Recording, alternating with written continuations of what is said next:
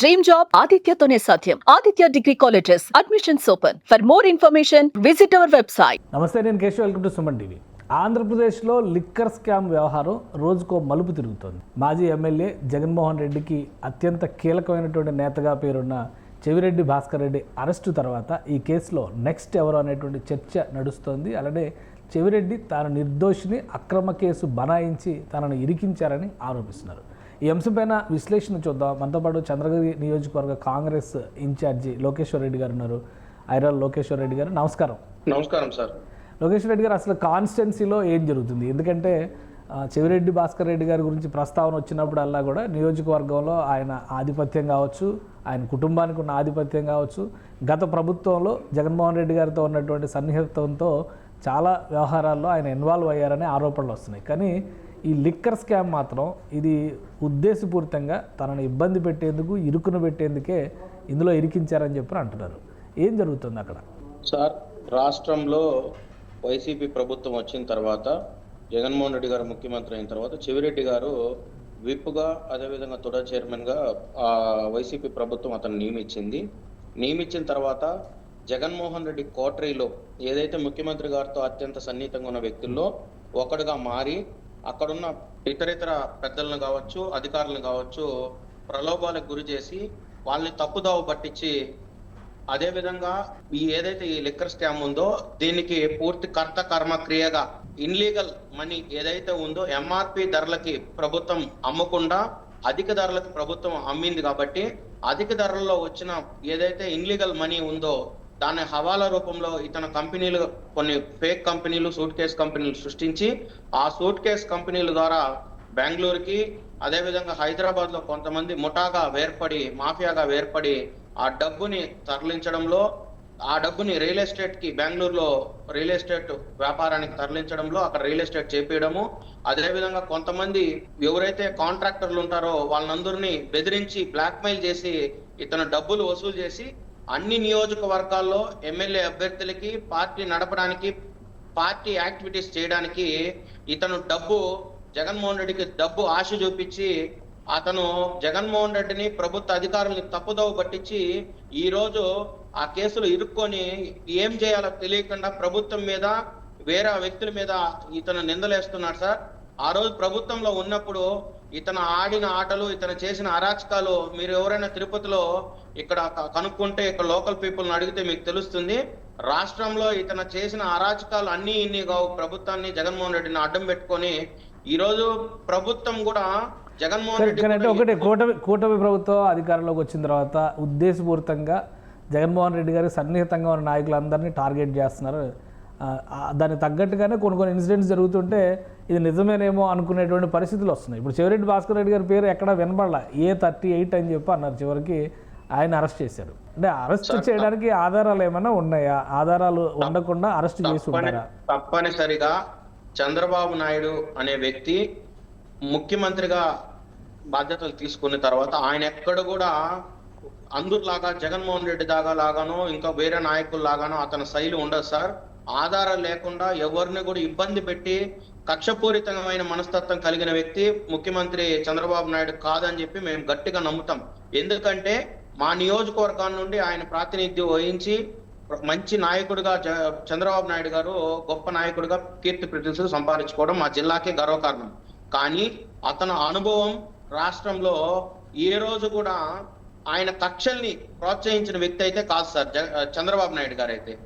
ఇది వీళ్ళు మా మీద అనవసరమైన కేసులు బనాయిస్తామని చెప్పి వీళ్ళు మభ్య పెట్టుకోవచ్చు, కానీ ప్రభుత్వం దగ్గర ఆధారాలు లేకుండా ఎవరైనా కేసులు బనాయించి ఎత్తుకపోవడము, హింసకు గురి చేయడం అనేది అది జగన్మోహన్ రెడ్డికి తగ్గుతుంది. కానీ జగన్మోహన్ రెడ్డి చేసే మనస్తత్వం కానీ చంద్రబాబు నాయుడు గారు చేస్తారని చెప్పి ఎవరు కూడా, ఆంధ్రప్రదేశ్ ప్రజలు కావచ్చు, ఇక్కడ మా జిల్లా ప్రజలు కావచ్చు, ఎవరు కూడా దీన్ని ఖండించడం లేదు సార్.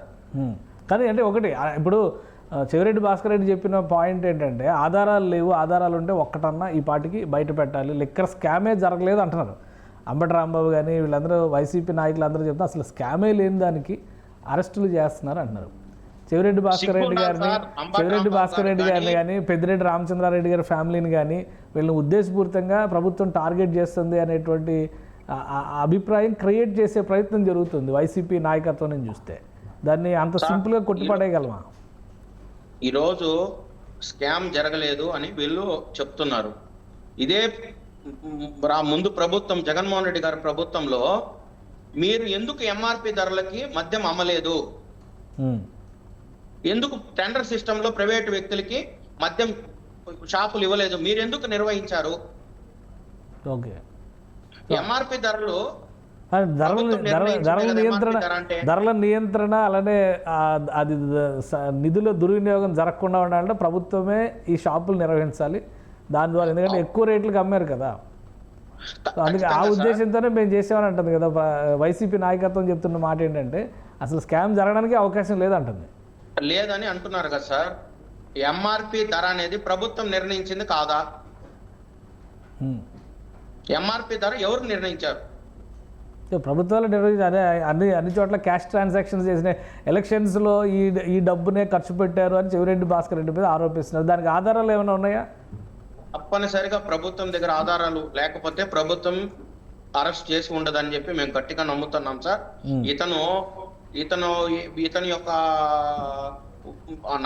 జగన్మోహన్ రెడ్డిని మభ్య పెట్టడానికో ఇతను కేసు నుండి తప్పించుకోవడానికో నిందలు వేస్తున్నాడే తప్ప 100కి 100 రూపాయలు ఇతను చేసిన అరాచకాలు అన్ని ఇన్ని కావు. నియోజకవర్గంలో కానీ రాష్ట్రంలో కానీ ఈ గత ప్రభుత్వం ఎంఆర్పి ధర ప్రభుత్వం నిర్ణయించిన దానికన్నా డబుల్ రేట్లు అమ్మి ఎందుచేత క్యాష్ ట్రాన్సాక్షన్ నిర్వహించాల్సి వచ్చింది? ఎక్కడ కూడా డిజిటల్ పేమెంట్స్ ని యాక్సెప్ట్ చేయలేదు. క్రెడిట్ కార్డు కానీ, డెబిట్ కార్డు కానీ, గూగుల్ పే కానీ ఎక్కడ కూడా వైన్ షాపులలో గత ప్రభుత్వంలో ప్రభుత్వం నిర్వహించిన వైన్ షాప్ లో ఎందుకు యాక్సెప్ట్ చేయలేదు వీళ్ళు? ఓకే, ఈ స్కామ్ లో చాలా ఇంకా పెద్ద వ్యక్తులు ఉన్నారు సార్.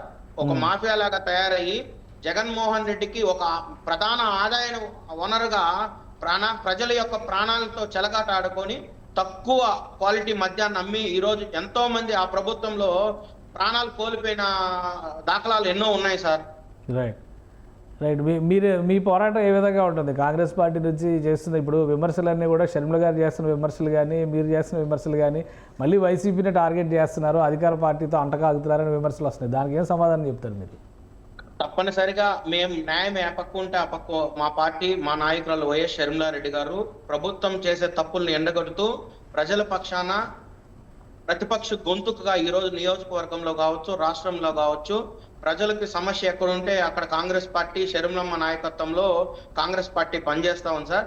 వీళ్ళు ఏమనుకుంటున్నారంటే ఎంతసేపటికి జగన్మోహన్ రెడ్డిని టార్గెట్ చేస్తున్నారు, వైసీపీ వాళ్ళని టార్గెట్ చేస్తున్నారు అని చెప్తున్నారు. కానీ వాళ్ళు ప్రభుత్వానికి సంబంధించి వీళ్ళు ఇంత గత ప్రభుత్వం నడిపినాం కదా, మనం ఇన్ని తప్పులు చేసినామని కానీ వాళ్ళ మనసు మీద ఒట్టేసుకొని వాళ్ళ ఆత్మసాక్షికి తెలుస్తారు ఏం తప్పులు చేశారు, ఏమి వీళ్ళు ఘనకార్యాలు వెలగబెట్టారు, ఎంత మోసానికి పాల్పడ్డారు. సొంత చెల్లిని హింసకు గురి చేసిన పెద్ద మనిషి జగన్మోహన్ రెడ్డి సార్. అదేవిధంగా నియోజకవర్గంలో వైసీపీ కార్యకర్తగా, వైసీపీ నాయకుడిగా నేను పార్టీకి ఎంతో ఇంతకుముందు గత ప్రభుత్వంలో సేవ చేశాను. ప్రభుత్వంలో నుండి 2 సంవత్సరాలు ఉండంగానే ప్రభుత్వం నుండి బయటకు వచ్చి మేము ప్రభుత్వాన్ని ప్రశ్నించాం. అన్నా మీరు చేస్తా ఉండేది తప్పు, మనకు నష్టం జరుగుతుంది, దీన్ని సరిదిద్దుకోండి, ప్రజలు చాలా ఇబ్బంది పడుతున్నారు, కార్యకర్తలు ఇబ్బంది పడుతున్నారని చెప్పిన రాష్ట్రంలో మొట్టమొదటిగా చెప్పిన వ్యక్తిని సార్ మేము. ఇప్పుడు మరి పరిస్థితులు ఎలా ఉన్నాయి? నియోజకవర్గం గురించి మాట్లాడుకుంటే ఇప్పుడు పరిస్థితులు ఎలా ఉన్నాయి? మీరు అనుకున్న చెవిరెడ్డి భాస్కర్ రెడ్డి గారు ఓడిపోయారు, తెలుగుదేశం పార్టీ అభ్యర్థి గెలిచారు, ఏమైనా మార్పులు ఉన్నాయా ఈ ఏడాది కాలంలో? కూడా మేము 1 సంవత్సరం రోజులు టైం ఇచ్చాం సార్. ప్రభుత్వం ఏదైతే హామీలు ఇచ్చిందో ఆ హామీలన్నీ చేయడంలో విఫలమైంది. రాబోయే రోజుల్లో షర్మిలమ్మ నాయకత్వంలో ఖచ్చితంగా నియోజకవర్గంలో భారీ ఎత్తున మేము ఆందోళన కార్యక్రమాలు నిర్వహించి ప్రజల పక్షాన సమస్య ఎక్కడుంటే అక్కడ కాంగ్రెస్ పార్టీ ఉండి ప్రజల పక్షాన పోరాటాలు చేస్తామని చెప్పి మీకు తెలియజేస్తున్నాను sir. Right, thank you Lokesh Reddy గారు మీ అభిప్రాయాలు తెలియజేసినందుకు. ఇది చెవిరెడ్డి భాస్కర్ రెడ్డి అరెస్టు వెనక పక్క ఆధారాలతోనే పోలీసులు ముందడుగు వేశారు. సిట్ ఎంక్వైరీలో చాలా నిర్గాంతపోయేటువంటి విషయాలు తెలిసినాయని చెప్పని లోకేష్ రెడ్డి గారు వివరిస్తున్నారు. అలానే గత ప్రభుత్వ హయాంలో జరిగినటువంటి తప్పులకి ఖచ్చితంగా చెవిరెడ్డి లాంటి వ్యక్తులు బాధ్యత వహించాల్సిందేనని తేల్చి చెప్తున్నారు. ఇది special discussion. Keep watching. Suman టీవీలో మీ పర్సనల్ అండ్ బిజినెస్ ప్రమోషన్స్ కోసం కింది నెంబర్కి కాంటాక్ట్ చేయండి.